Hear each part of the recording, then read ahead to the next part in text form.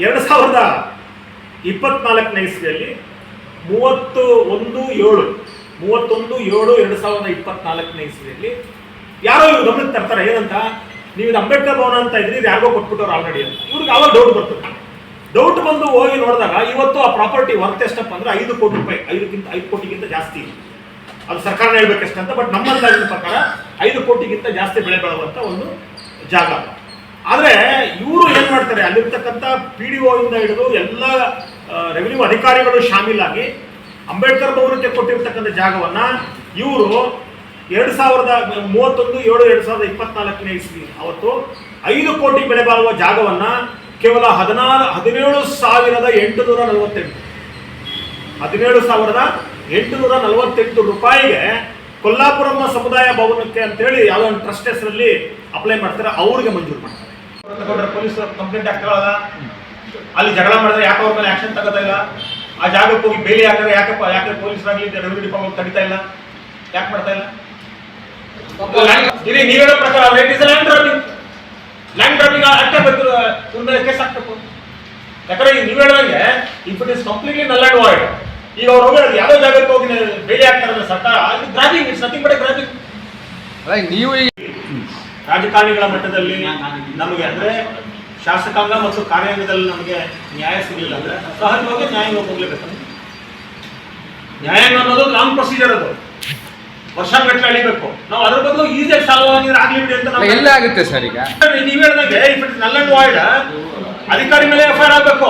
ನೀವು ಮಾಡ್ತೀರಾ ಹೇಳ್ದಲ್ಲ.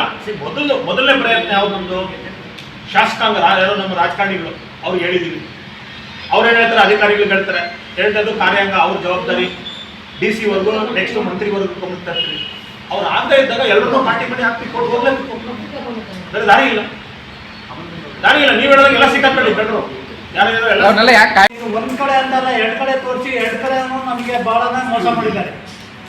ಆ ವಿಚಾರದಲ್ಲಿ ನಾವು ಕೇಳಕ್ ಹೋದಾಗ ನಾವು ದಿನನಿತ್ಯ ಮಾಡೋಂಥ ಕೆಲಸದಲ್ಲಿ ನಾವೇ ಬೆಳಿತೀವಿ, ಸ್ವಂತ ಹೂವು ಪತ್ರೆ ಎಲ್ಲ ಬೆಳೀತಾ ಇದ್ವಿ. ಈ ವಿಚಾರ ಕೇಳಕ್ ಹೋದಾಗ ಆ ತಿಗುರು ಜನಾಂಗ ಎಲ್ಲ ಒಂದಾಗಿ ಅವ್ರ ಹತ್ರ ಏನು ನೀವು ಹೂವನ್ನು ಕಟ್ಟಿಸ್ಬೇಡ್ರಿ, ಅವ್ರ ಹತ್ರ ಹೂವನ್ನು ತಗೋಬೇಡ್ರಿ ಅಂತ ನಾವು ಬಹಿಷ್ಕಾರ ಹಾಕಿದ್ವಿ, ವ್ಯವಹಾರನೇ ನಿಲ್ಸಿದ್ವಿ. ಮತ್ತೆ ನಾವು ಒಂದು ಅಣ್ಣ ತಮ್ಮಂದಿರಾಗಿದ್ದಾಗ ಆ ಥರ ಭಾವನೆ ಇದ್ದಾಗ ಸಡನ್ ಆಗಿ ಎಲ್ಲರೂ ನಮ್ಮನ್ನ ಅವಾಯ್ಡ್ ಮಾಡಕ್ ನಿಂತಿದ್ವಿ. ಎಷ್ಟು ನಮ್ಗೆ ಅನ್ಯಾಯ ಆಗೈತೆ ಅಂತಂದ್ರೆ, ನಾವೇನಾದ್ರೂ ಒಂದು ಫ್ರೆಂಡ್ ಸರ್ಕಲ್ ಅಲ್ಲಿ ಹೋಗಿ ಕುತ್ಕೊಂಡು ಮಾತಾಡ್ಬೇಕಂತಂದ್ರೆ ಇದ್ದಕ್ಕಿದ್ದಂಗೆ ಸಡನ್ ಆಗಿ ಎದ್ದು ಹೋಗ್ಬಿಡ್ತಾರೆ. ಈಗ ಸುಮಾರು ಇದು ಒಂದು 4-5 ತಿಂಗಳಿಂದಲೂ ನಮ್ಗೆ ಇದೇ ತರ ನೋವಾಗಿದೆ. ನಮ್ಗೆ ಆದಷ್ಟು ಟೌನ್ ಹೋಗಿ ನಾವು ಮಾಡ್ತೀವಿ, ತಗೊಂಡ್ಬರ್ತೀವಿ, ಕೊಡ್ತಾ ಇಲ್ಲ ಸರ್. ದಿನನಿತ್ಯ ಈಗ ಡೈಲಿ ಅದನ್ನ ಸಡನ್ ಆಗಿ ಅವಾಯ್ಡ್ ಮಾಡಿದ್ರು. ಆ ಜನಾಂಗಕ್ಕೆ ಅವ್ರ ಹೊಟ್ಟೆ ಒಳಗಡೆ ಏನು ಹಾಕ್ಬೇಡ್ರಿ, ಅವ್ರ ಹತ್ರ ವ್ಯವಹಾರನ ನಿಲ್ಲಿಸ್ಬಿಡ್ರಿ ಅಂತಾರೆ. ತದನಂತರ ಈ ಥರ ಎಲ್ಲ ಮಾಡ್ತಾವ್ರೆ ಅಂತ ನಾವು ಸ್ಟೇಷನ್ಗೆ ಹೋಗಿ ಕಂಪ್ಲೇಂಟ್ ಮಾಡಿದ್ವಿ. ಅವರು ಕರೆದು ಈ ಥರ ಎಲ್ಲ ಮಾಡ್ತಾ ಇದ್ದೀರಂತೆ ಅಂತ ಅವ್ರಿಗೆ ವಾರ್ನಿಂಗ್ ಮಾಡಿ ತಿರ್ಗಾ ಇನ್ನೇನೆಲ್ಲ 1 ವಾರ 10 ದಿವಸದೊಳಗೇನೆ ಮತ್ತೆ ಹೂವು ಹಾಕಂಗೆ ಕಟ್ಟಂಗೆ ನಾನೇ ಪತ್ರೆ ಬೆಳಿತೀನಿ ಸರ್. ನನ್ನ ಹತ್ರನೇ ತೊಗೊಳೋದು ಮಾಡೋದು ಮಾಡ್ತಾ ಇದ್ದೆ. ಅದಾದ್ಮೇಲೆ ಈ ವಿಚಾರಕ್ಕೆ ಅಷ್ಟಕ್ಕಷ್ಟೇ ಆಗಿದ್ದೆ, ವ್ಯವಹಾರನೇ ಕಮ್ಮಿ ಮಾಡಿ ಬಿಟ್ಬಿಡ್ರಿ. ಸಂವಿಧಾನದಡಿಯಲ್ಲೇ ಅದು ಅಪರಾಧ, ಕಾನೂನುಗಳನ್ನು ಬಿಟ್ಬಿಡ್ರಿ. ಸಂವಿಧಾನ ಈ ದೇಶದ ಮೂಲ ಕಾನೂನು. ಈ ದೇಶದಲ್ಲಿ ರಾಷ್ಟ್ರಪತಿಗಳಿಂದ ಹಿಡಿದು ಒಬ್ಬ ಕೂಲಿ ಕಾರ್ಮಿಕ ಅವನು ಬಾಯಿ ಮುಚ್ಕೊಂಡು ಸಂವಿಧಾನ ಪಾಲಿಸಲೇಬೇಕು. ಸಂವಿಧಾನದ ಆರ್ಟಿಕಲ್ 17 ಹೇಳುತ್ತೆ, ಸ್ಪಷ್ಟವಾಗಿ ಹೇಳುತ್ತೆ, ಅಸ್ಪೃಶ್ಯತೆಯನ್ನ ಈ ದೇಶದಲ್ಲಿ ನಿಷೇಧ ಮಾಡಲಾಗಿದೆ ಅಂತ. ಅದರ ಮೇಲೆ ಕಾನೂನುಗಳು ಬಂದಿದೆ. SC/ST ಅಟ್ರಾಸಿಟಿ ಆಕ್ಟ್ ಬಂದಿದೆ, ಮತ್ತೆ ಬೇರೆ ಬೇರೆ ಕ್ರಿಮಿನಲ್ ಆಕ್ಟ್ಗಳು ಇವತ್ತು BNS ಸೆಕ್ಷನ್ ಇದೆ. ಹಾಗಾಗಿ ಬಹಿಷ್ಕಾರ ಹಾಕುವಂಥದ್ದು ಅದು ಅಪರಾಧ, ಕಾನೂನು ಬಾಹಿರ. ಇವರು ಬಹಿಷ್ಕಾರ ಆಗ್ತಾರೆ. ಎಂತ ಬಹಿಷ್ಕಾರ? ಇವ್ರಿಗೆ ಅಲ್ಲಿ ಅಂಗಡಿಗಳಲ್ಲಿ ಏನು ಕೊಡಲ್ಲ, ನೀರು ಕೊಡೋದಿಲ್ಲ, ಇವ್ರನ್ನ ಅಲ್ಲಿ ಬೀದಿಗಳನ್ನು ನೋಡಬೇಕಾದ್ರೆ ಬಹಿಷ್ಕಾರ ಆಗ್ತದೆ. ಮತ್ತೆ ಪಾಪ ಅಲ್ಲಿ ಹೆಚ್ಚು ಅಲ್ಲಿ ಹೂವನ್ನು ಬೆಳೆದು ಹೂವನ್ನು ಕಟ್ಟುವಂತ ಜನ ಇರ್ತಕ್ಕಂಥ ಅಲ್ಲಿ ಇವರು ಕೂಡ ಮಾಲಿಕರು ಕೂಡ ಅದೇ ಕೆಲಸನ ಮಾಡ್ತಾರೆ. ದುರಂತ ಅಂತ ಹೇಳಿದ್ರೆ ಇವರು ಬೆಳೆದಿರ್ತಕ್ಕಂಥ ಹೂವನ್ನು ತಗೊಳ್ಳಲ್ವಂತೆ, ಇವ್ರನ್ನ ಹೂ ಕಟ್ಟಕ್ಕೆ ಬಿಡಲ್ವಂತೆ, ಇವ್ರು ಹೂ ಕಟ್ಟೋದ್ರಿಂದ ತಗೊಳ್ಳೋದಿಲ್ವಂತೆ. ಅಂದ್ರೆ ಇದು ಮನುಷ್ಯನ ಬದುಕಿನ ಹಕ್ಕನ್ನ ಕಸಿದುಕೊಂಡಿರ್ತಕ್ಕಂಥ ಒಂದು ಘಟನೆ. ಮನುಷ್ಯನ ಬದುಕುವ ಹಕ್ಕನ್ನ, ಇದು basic fundamental violation of article 21.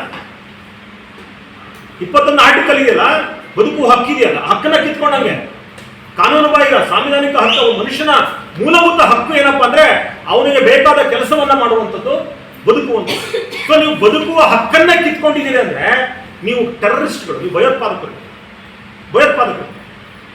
ಇದೆಲ್ಲ ಘಟನೆಗಳಾದ ಮೇಲೆ, ಇಷ್ಟೆಲ್ಲ ತೊಂದರೆ ಆದ ಮೇಲೆ ಇವರು ಸಹಜವಾಗಿ ಇವತ್ತು ನಿಮ್ಗೆ ಗೊತ್ತಿದೆ, ಮೊದಲು ಪೊಲೀಸ್ ಸ್ಟೇಷನ್ಗೆ ಹೋಗಿ ಕಂಪ್ಲೇಂಟ್ ಕೊಡ್ತೀವಿ. ಪೊಲೀಸ್ ಸ್ಟೇಷನ್ಗೆ ಹೋಗಿ ಕೊಟ್ಟು ಅಲ್ಲಿ ಹೇಳ್ತಾರೆ ಇದು DCR ಬರ್ತದೆ, ಹೋಗಿ. DCR ಅಂದ್ರೆ ನಿಮ್ಗೆ ಗೊತ್ತಿದೆ, ಸಪರೇಟ್ ಆಗಿ SC/STಗಳನ್ನ ಇವತ್ತು FIR ಮಾಡ್ಕೊಳ್ಳುವಂತ ಹಕ್ಕನ್ನು ಕೂಡ ಇವತ್ತು DCR ಕೊಟ್ಟಿದ್ದಾರೆ.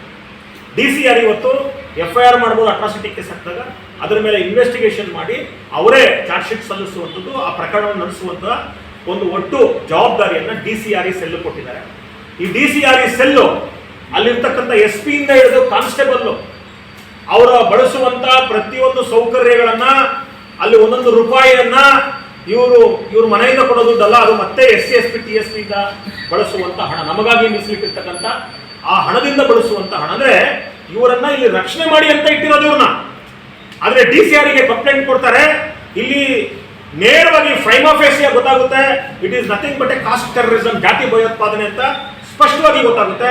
ಆದರೆ ಈ ಜಾತಿ ಭಯೋತ್ಪಾದಕರ ಮೇಲೆ ಯಾವುದೇ FIR ಆಗಲ್ಲ, ಕ್ರಮ ಆಗಲ್ಲ, ಏನೂ ಆಗಲ್ಲ.